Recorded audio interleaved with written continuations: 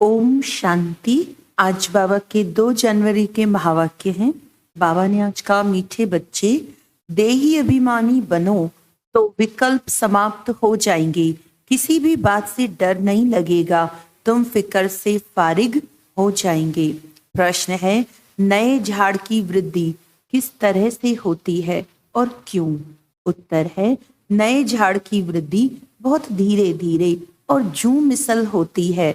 जैसे ड्रामा जू मिसल चल रहा है, ऐसे ड्रामा अनुसार ये झाड़ भी धीरे धीरे वृद्धि को पाता है, क्योंकि इसमें माया का मुकाबला भी बहुत करना पड़ता है। बच्चों को देही अभिमानी बनने में मेहनत लगती है।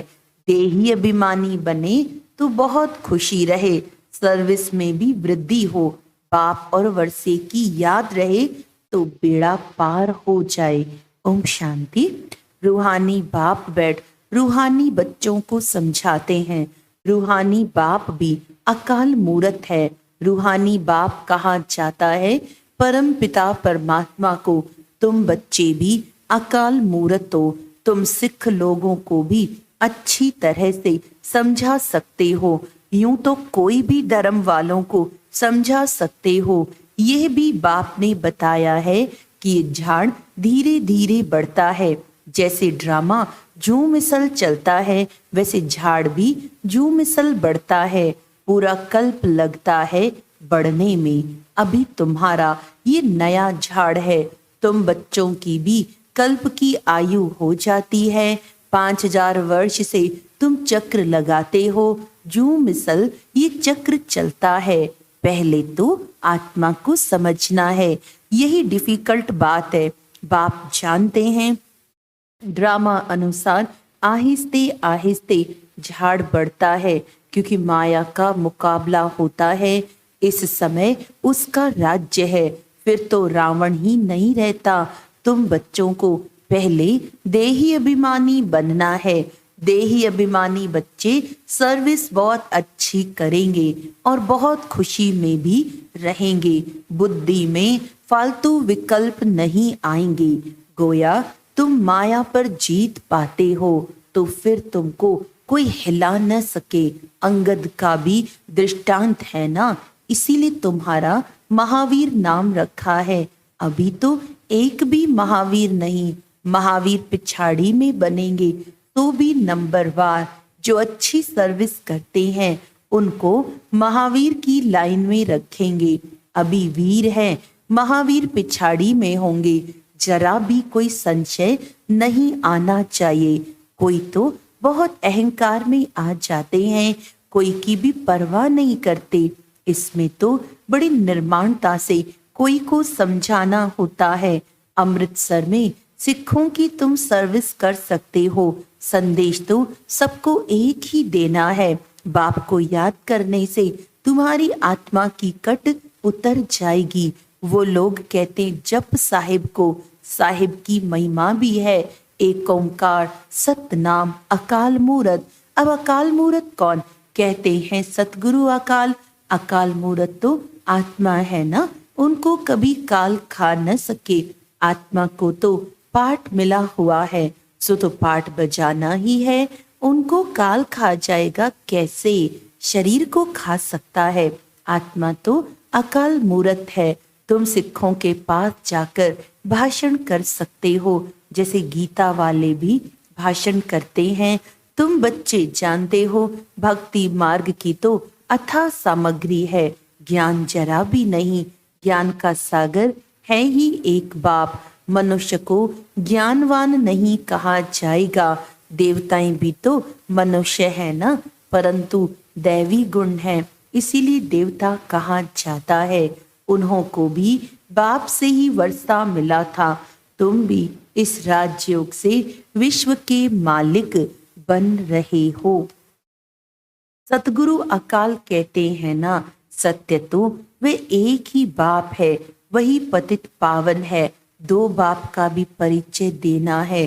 तुमको भाषण के लिए 2 मिनट मिले तो भी अच्छा है। 1 मिनट 1 सेकंड मिले तो भी बहुत है। जिनको कल्प पहले तीर लगा होगा उनको ही लगेगा। कोई बड़ी बात नहीं, सिर्फ पैगाम देना है।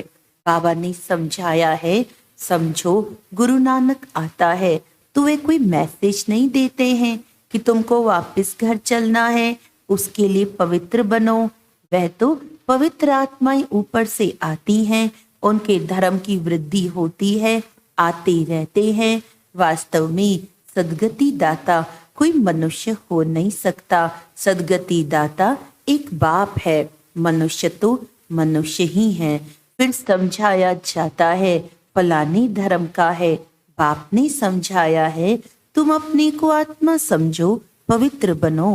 गुरु नानक ने कहा है मूत पलेती कपड़ धोए, यह भी पीछे शास्त्र बनाने वालों ने लिखा है।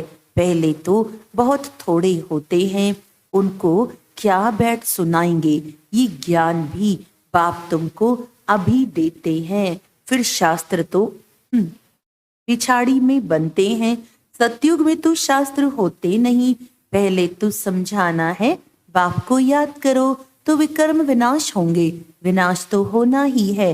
पूछना चाहिए सर्वव्यापी किसको कहते हो, जिसकी ये महिमा गाते हो। एक ओंकार वह तो बाप ठहराना, उनके बच्चे हम आत्माएं भी अकाल मूरत हैं। हमारा तख्त यह है, हम एक तख्त छोड़ दूसरे पर बैठे हैं, 84 तख्त पर बैठते हैं। अभी यह है पुरानी दुनिया, कितने हंगामे हैं। नई दुनिया में ये बातें हो न सकें, वहां तो एक ही धर्म होता है। बाप तुमको विश्व की बादशाही दे देते हैं, तुम्हारे पर कोई चढ़ाई नहीं कर सकते। द्वापर से धर्म स्थापक आते हैं अपने अपने धर्म की स्थापना करने। उनका धर्म जब वृद्धि को पाए, ताकत में आए, तब लड़ाई की बात हो। इस्लामी पहले कितने थोड़े होंगे, तुम्हारा धर्म तो यहाँ स्थापन होता है। वह आते ही द्वापर में है, उस समय ही धर्म स्थापन होता है। फिर एक दो के पिछाड़ी आते जाएंगे। यह बड़ी समझने की बातें हैं। कोई तो ड्रामा अनुसार कुछ भी धारण नहीं कर सकते हैं। बाप समझाते हैं जरूर उनका पद कम होगा, ये कोई श्राप नहीं है। माला तो महावीरों की बनती है। ड्रामा अनुसार सभी एक जैसा पुरुषार्थ तो कर नहीं सकते, आगे भी नहीं किया होगा। कहेंगे फिर हमारा क्या दोष है। बाप भी कहते हैं तुम्हारा कोई दोष नहीं, तकदीर में नहीं है तो बाप क्या कर सकते। समझ सकते हैं कौन कौन किस पद की लायक है। सिखों को भी समझाना है कि साहिब को जपो तो सुख शांति मिले। उनको सुख तब मिलता है जब उनकी धर्म की स्थापना होती है। अब तो सब नीचे आ चुके हैं। तुम मानते हो सतगुरु अकाल, फिर गुरु किसको कहते हो। सदगति देने वाला गुरु एक है, भक्ति सिखलाने वाले तो ढेर गुरु चाहिए। ज्ञान सिखलाने वाला एक बाप है, तो तुम माताएं उनको समझाओ कि कंगन तुम जो पहनते हो ये भी पवित्रता की निशानी है। तुम्हारा वे मान लेंगे क्योंकि माताएं ही स्वर्ग का द्वार खोलने वाली हो। तुम माताओं को अभी ज्ञान का कलश मिला है जिससे सबकी सदगति हो जाती है। तुम बच्चे अभी अपने को महावीर कहलाते हो। तुम कह सकते हो हम गृहस्थ व्यवहार में रह स्वर्ग की स्थापना कर रहे हैं। रात दिन का फर्क है। ये जटाएं भी पवित्रता की निशानी है। अकाल मूरत पतित पावन बाप की महिमा पूरी करनी चाहिए। साधु सन्यासी परमात्माएं नमः कहते हैं, फिर कहते हैं सर्वव्यापी है। ये है रॉन्ग। बाप की तुम खूब महिमा करो, बाप की महिमा से तुम तर जाते हो। जैसे कहानी है राम राम कहने से पार हो जाएंगे। बाप भी कहते हैं बाप को याद करने से विषय सागर से पार हो जाएंगे। तुम सबको मुक्ति में जाना ही है। तुम अमृतसर में जाकर भाषण करो कि तुम पुकारते हो सतगुरु अकाल मूरत, परंतु वे अब कहते हैं देह सहित देह के सब धर्मों को छोड़ अपने को आत्मा समझो, बाप को याद करो, तो पाप भस्म हो जाएंगे, अंतमति सो गति हो जाएगी। शिव बाबा अकाल मूरत निराकार है, तुम आत्मा भी निराकार हो। बाप कहते हैं मेरा शरीर तो है नहीं, मैं लोन लेता हूँ, मैं आता ही पतित दुनिया में हूँ। रावण पर जीत पाने यहाँ ही डायरेक्शन दूंगा, क्योंकि पतित होते ही पुरानी दुनिया में है।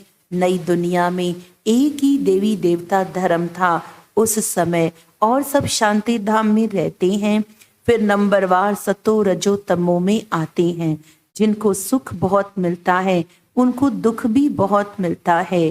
तुम्हें सबको बाप का पैगाम देना है कि बाप को याद करो तो घर पहुंच जाएंगे। सदगति सबकी तब होती है जब झाड़ पूरा होता है, सब आ जाते हैं। ऐसे तुम भी किसी को बहुत प्यार और धीरज से समझाओ। तुमको चित्र उठाने की भी दरकार नहीं है। वास्तव में चित्र है नयों के लिए। तुम कोई भी धर्म वालों को समझा सकते हो, परंतु बच्चों में इतना योग नहीं जो तीर लगे। कहते हैं बाबा हम हार खा लेते हैं, माया एकदम काला मुंह करा देती है। उनको ये पता ही नहीं पड़ता है कि हम देवता थे, उस समय असुर बन पड़े हैं, इस समय असुर बन पड़े हैं। अब बाबा कहते हैं अपने को आत्मा समझ, बाप को याद करो, बाप का पैगाम सबको देते रहो। बाइस्कोप की स्लाइड्स पर भी लिखो कि त्रिमूर्ति परमपिता परमात्मा शिव कहते हैं माँ में कम याद करो तो तुम्हारे विकर्म विनाश होंगे, तुम मुक्ति जीवन मुक्ति पा लेंगे। पैगाम तो सबको देना है ना, स्लाइड्स भी बन जाना चाहिए। इसमें ये जैसे एक वशीकरण मंत्र मन मना भव का सबको दो। इस पढ़ाई में देरी नहीं लगती, आगे चलकर सब समझेंगे। कोई फिक्र की बात नहीं, फिक्र से रहित तो होना ही है। मनुष्य देखो मौत से कितना डरते हैं, यहाँ डरने की तो बात ही नहीं। तुम कहेंगे अभी मौत न आए, अभी हमने इम्तिहान ही पूरा कहाँ किया है, अभी यात्रा पूरी नहीं की है तो शरीर क्यों छूटना चाहिए। ऐसी मीठी मीठी बातें बाप से करनी है। बहुत अच्छी टेव यानी आदत पड़ जाएगी।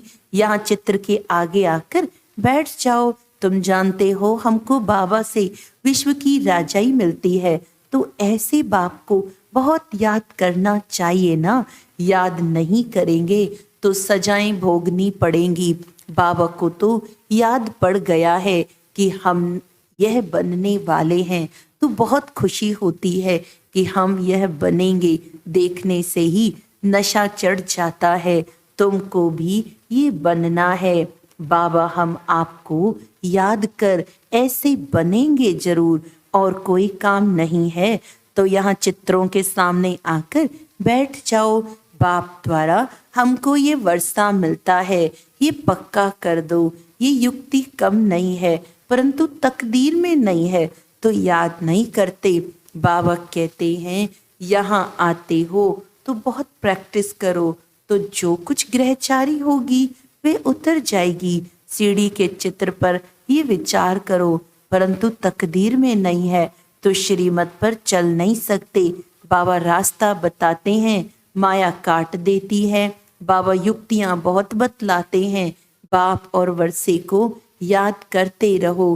कहते हैं अतीन्द्रिय सुख गोप गोपियों से पूछो, जिनको निश्चय है कि हम बाप से वर्षा जरूर लेंगे। बाबा स्वर्ग की स्थापना कर हमें उसका मालिक बनाते हैं। चित्र भी ऐसे बने हुए हैं। तुम सिद्ध कर बताते हो कि ब्रह्मा विष्णु का क्या संबंध है, और किसको भी पता नहीं। ब्रह्मा का चित्र देख मूंझ जाते हैं। स्थापना में टाइम जरूर लगता है, कर्मातीत अवस्था में भी टाइम लगता है। घड़ी घड़ी भूल जाते हैं, ये आदत डालनी चाहिए। नौदा भक्ति वाले भी चित्र के आगे बैठ जाते हैं। हमको दीदार हो, तुम तो ये बनते हो तो तुमको याद करना चाहिए। बैज भी तुम्हारे पास है। बाबा अपना भक्ति मार्ग का मिसाल बताते हैं। कि नारायण की मूर्ति से मेरा बहुत प्यार था, वह सब था भक्ति मार्ग। अब बाप कहते मामी कम याद करो और कुछ भी नहीं करना है। बाबा कहते हैं हम तो ओबीडियंट सर्वेंट हैं, हमें तुम माथा क्यों टेकते हो। अच्छा, माता पिता बाप दादा का मीठे मीठे सिक्के लदे बच्चों प्रति याद प्यार और गुड मॉर्निंग। रूहानी बाप की रूहानी बच्चों को नमस्ते। हम रूहानी बच्चों की रूहानी बाप दादा को याद प्यार गुड मॉर्निंग, नमस्ते नमस्ते नमस्ते जी। धारणा के लिए मुख्य सार है, निर्माणता का गुण धारण करना है, जरा भी अहंकार में नहीं आना है। ऐसा महावीर बनना है जो माया हिला न सके। सभी को मन मना भव का वशीकरण मंत्र सुनाना है। बहुत प्यार और धीरज से सबको ज्ञान की बातें सुनानी है। बाप का पैगाम सब धर्म वालों को देना है। वरदान है, कर्म और संबंध दोनों में स्वार्थ भाव से मुक्त रहने वाले बाप समान कर्मातीत भव। आप बच्चों की सेवा है सबको मुक्त बनाने की। तो औरों को मुक्त बनाते तो स्वयं को बंधन में बांध नहीं देना। जब हद के मेरे मेरे से मुक्त होंगे तब अव्यक्त स्थिति का अनुभव कर सकेंगे। जो बच्चे लौकिक और अलौकिक कर्म और संबंध दोनों में स्वार्थ भाव से मुक्त हैं, वही बाप समान कर्मातीत स्थिति का अनुभव कर सकते हैं। तो चेक करो कहाँ तक कर्मों के बंधन से न्यारे बने हैं। व्यर्थ स्वभाव संस्कार के वश होने से मुक्त बने हैं। कभी कोई पिछला संस्कार स्वभाव वशीभूत तो नहीं बनाता है। स्लोगन है, सम्मान और संपूर्ण बनना है तो स्नेह के सागर में समा जाओ। अच्छा, आज अव्यक्ति साइलेंस द्वारा डबल लाइट फरिश्ता स्थिति का अनुभव करने के लिए पॉइंट है, अभी तीव्र पुरुषार्थ का यही लक्ष्य रखो कि मैं डबल लाइट फरिश्ता हूँ। चलते फिरते फरिश्ता स्वरूप की अनुभूति को बढ़ाओ। डीप साइलेंस द्वारा अशरीरीपन का अभ्यास करो। सेकंड में कोई भी संकल्पों को समाप्त करने में संस्कार स्वभाव में डबल लाइट रहो। अच्छा, ओम शांति।